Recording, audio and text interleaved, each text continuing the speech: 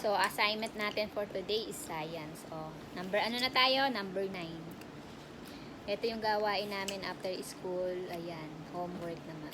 Pero konti lang naman yung homework niya. Katulad na yun. Ano ba yun? May commercial ka pa nga. May commercial break pa nangyari. Yan, isa lang naman. Ito na naman to. Yung tawang masayang masaya siya. Gumagawa nga kami ng assignment pero ang ginagawa niya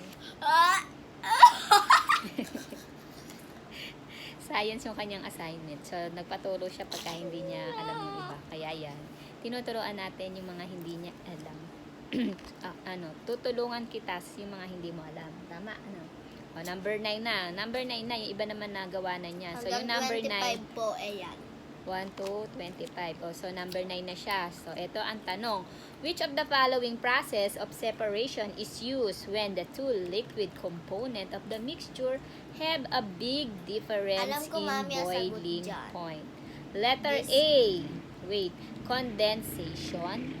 B. Decantation. C. Distillation. D. Submission. Okay guys, walaan nyo. Sublimation. O, diba? May multiple choice naman siya. Kahit may multiple choice yan, so, kailangan pa rin natin hanapin sa books kung asaan ang mga description niya. And distillation, sagot dyan. O, number, condensation. Yun naman sa distillation. Sublimation is used to separate component of solid mixture. So, hindi siya. Distillation.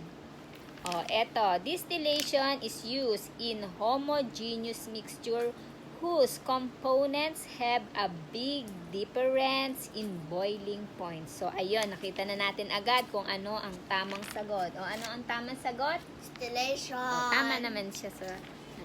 Natandaan mo naman yung tinuro sa'yo ni teacher. Dinouble check lang natin kung tatama, nabubulol pa. Kung tama yung kanyang sagot. O, sige na. Anong letter ang tamang sagot? C. Okay, sige. Letter C. Yan. So, marami-rami pa to. At pag-aaralan pa namin yung iba para masagutan namin. So, for now, yun muna tayo guys. Bye-bye. Bye-bye na. Bye.